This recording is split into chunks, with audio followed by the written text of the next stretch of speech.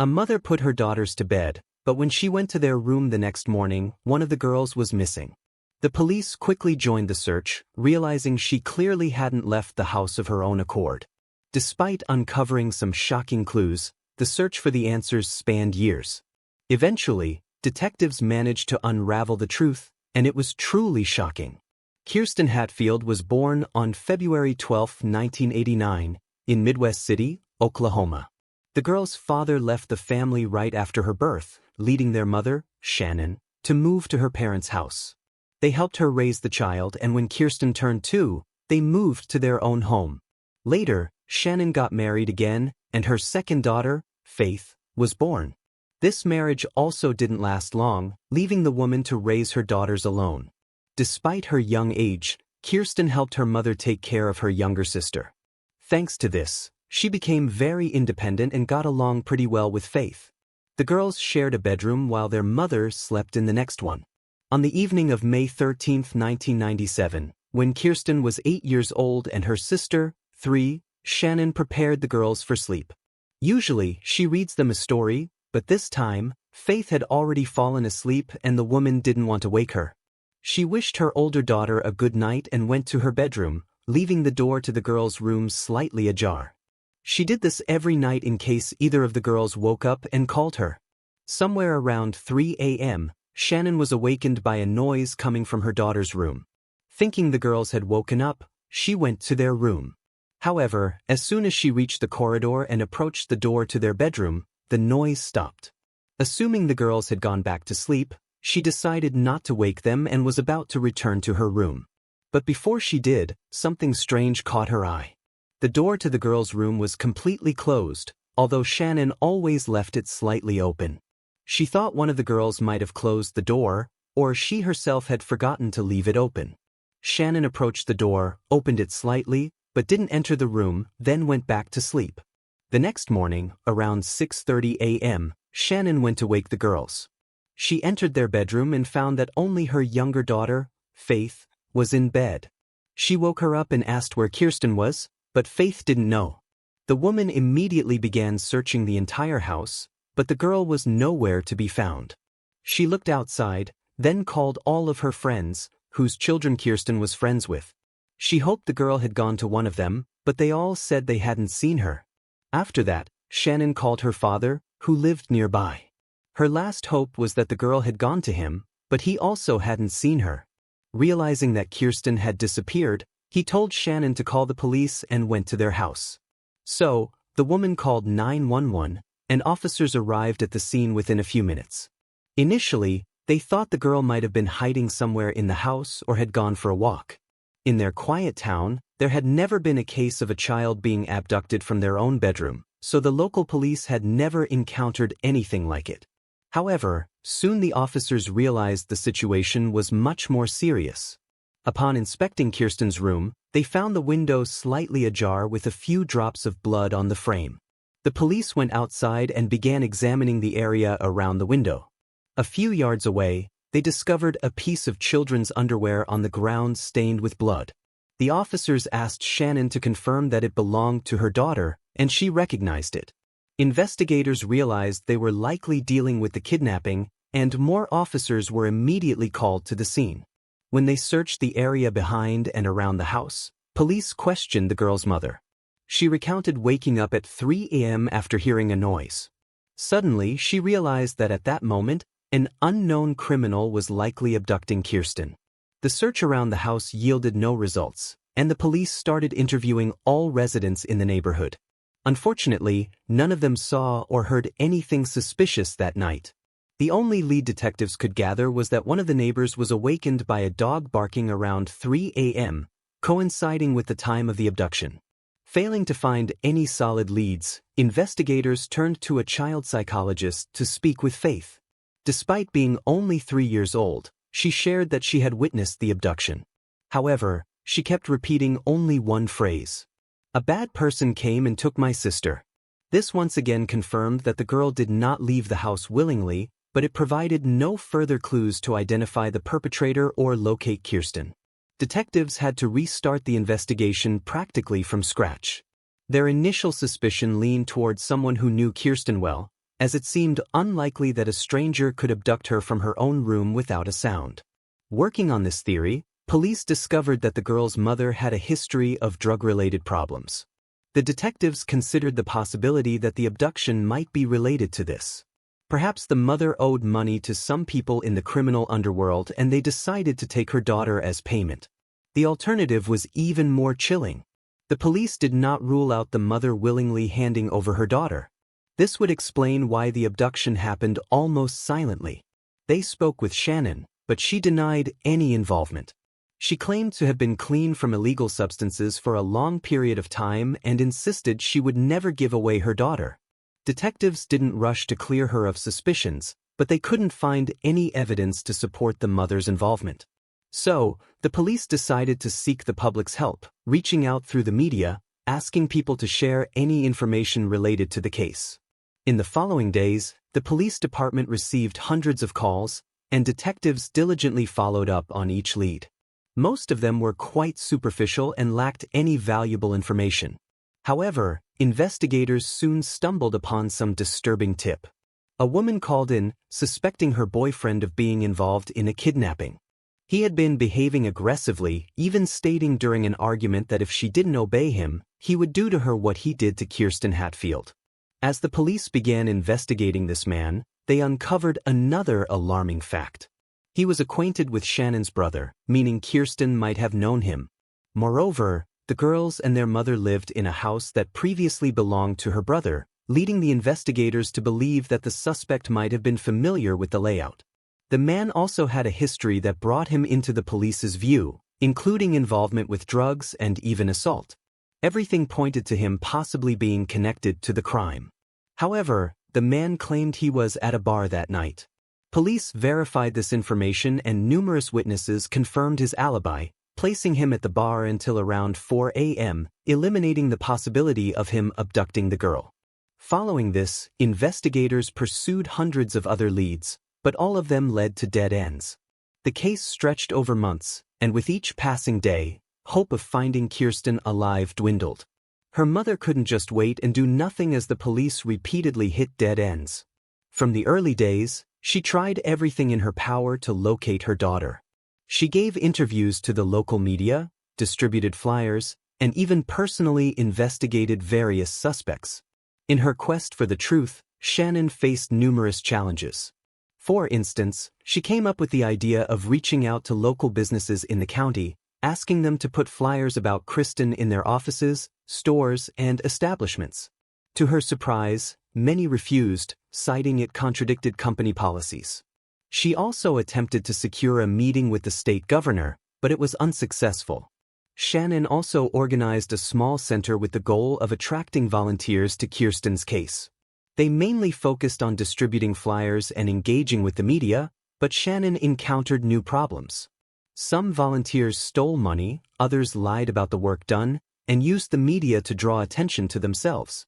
Despite all of this, she never gave up trying to unravel the truth for many years. At one point, Shannon realized that the current approach wasn't yielding any results, prompting her to take a different path.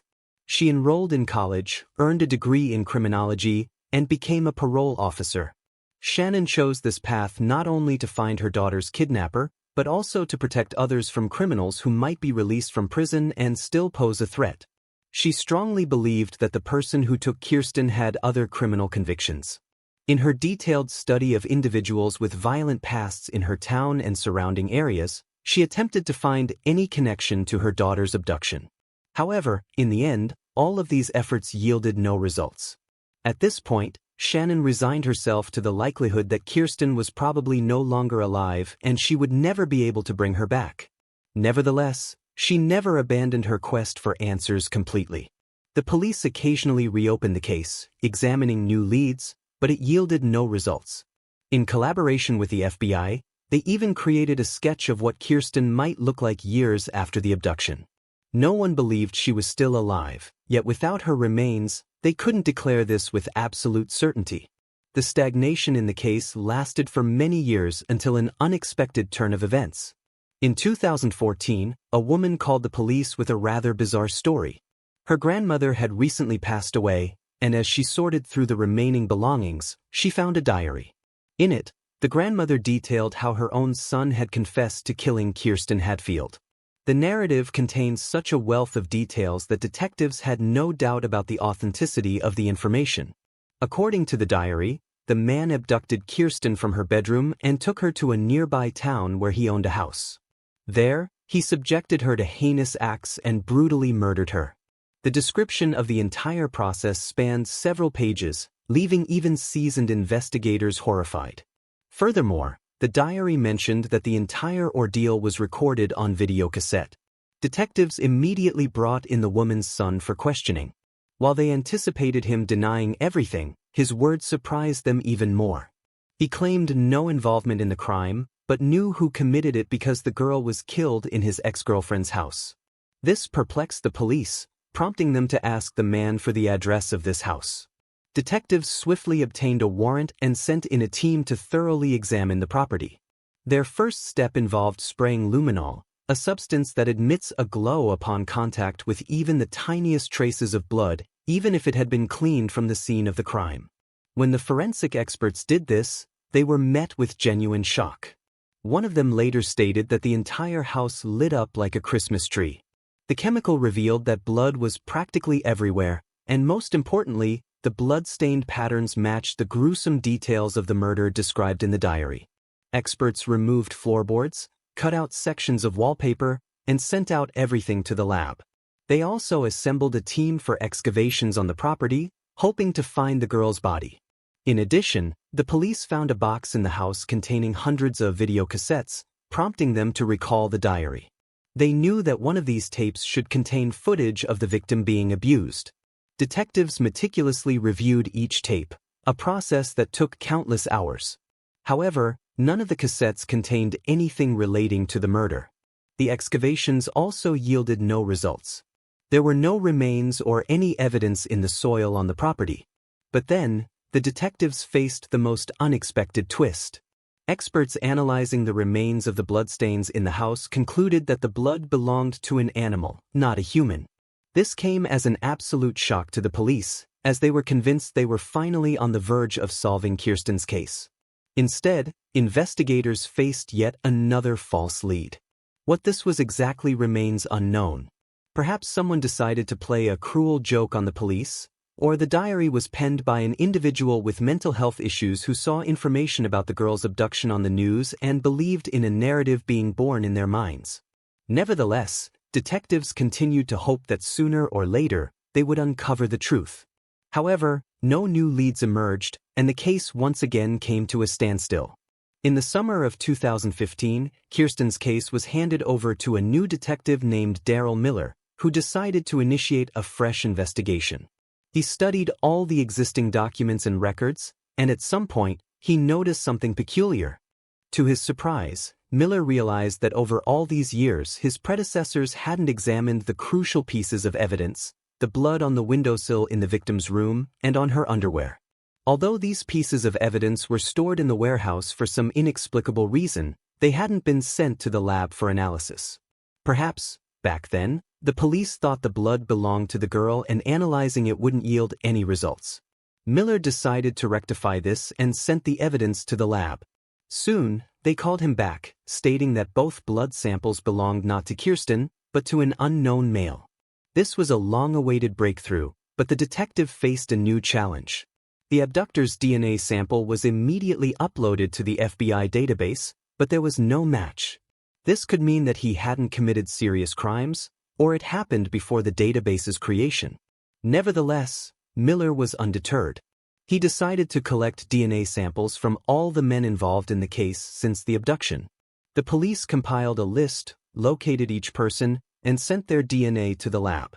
Surprisingly, every individual willingly provided their samples right away. This led investigators to consider that the murderer might have not been part of the case files. Despite this, Miller patiently awaited the results until he finally got a call from the lab.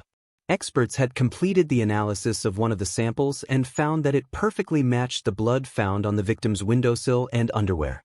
The individual was 56-year-old Anthony Palma, a neighbor of the Hatfield family who lived just across the street from them.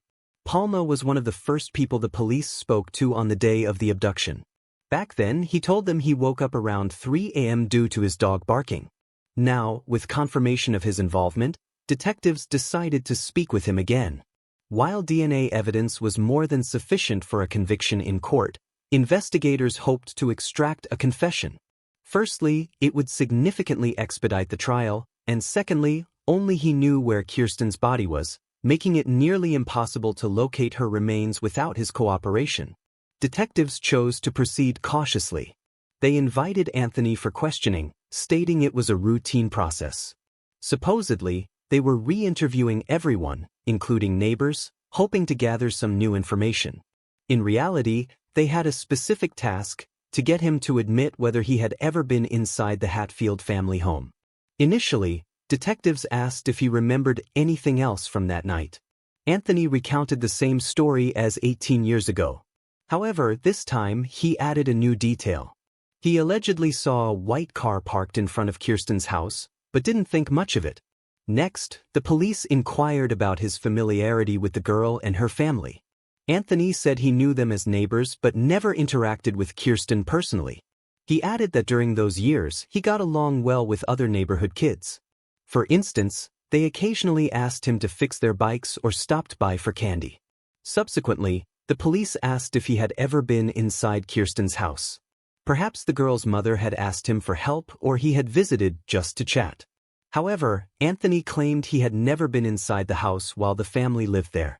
For the detectives, this became a crucial moment for the interrogation. Considering the man's blood was found on the windowsill from the victim's room, they had just caught him in a lie. Thanks to this, in court, he wouldn't be able to claim that the blood got there under different circumstances, like when he visited the neighbors on another day. However, there was a problem. The house where Kirsten lived had previously belonged to Anthony's friend and he admitted to visiting it during those years. But the blood sample on the windowsill was clearly fresh and couldn't have been left there many years ago. However, detectives decided to move on to the main part and informed him that his blood was found in Kirsten's room and on her underwear. Anthony began denying this, repeating that he had never been inside their home. Investigators tried to extract a confession, but he consistently stuck to his denial. Then, they opted to change tactics and left the room. Detective Miller entered to speak with Anthony. He brought along a photo of Kirsten, placing it on the table in front of the suspect. Anthony immediately pushed it away and avoided looking at the photo for the rest of the conversation. Miller asked him various questions, hoping Anthony would eventually slip up, but he continued to deny everything. Realizing they wouldn't extract a confession, the police decided to finish the interrogation and arrested the man. Following this, they obtained a search warrant for his house, thoroughly excavated the entire area, but couldn't find any trace of the girl's remains or any other evidence. During the trial, Anthony persisted in denying his involvement, but the results of the DNA analysis spoke for themselves. In court, additional details emerged that police had overlooked during the initial investigation. It turned out Anthony had prior run-ins with the law. Several years before Kirsten's abduction, he had intruded into another girl's bedroom and assaulted her. He had also been imprisoned in the 80s for a weapon-related attack. This further underscored Anthony's status as a dangerous criminal, but for some reason his past convictions were overlooked in 1997. In late 2017, the jury found him guilty of Kirsten's abduction and murder, sentencing Anthony to life in prison. Throughout the trial, he never revealed the location of her remains, and the police doubt they'll ever find the girl. The problem lies in Anthony's employment with the Park Services. Familiar with remote areas, he could have buried the body where investigators might never reach. Nevertheless, the victim's mother persisted in trying to find her daughter. She regularly called Anthony and visited him in prison, spending hours seeking answers. With each interaction, she felt the criminal was getting closer to disclosing the body's whereabouts, but it never happened. In early 2019, Anthony was killed by his cellmate, driven by personal animosity stemming from Anthony's crime against the child. As a result, the Kirsten family's sole hope to locate the girl's body rests on the chance that hunters or travelers may stumble upon it in remote national parks.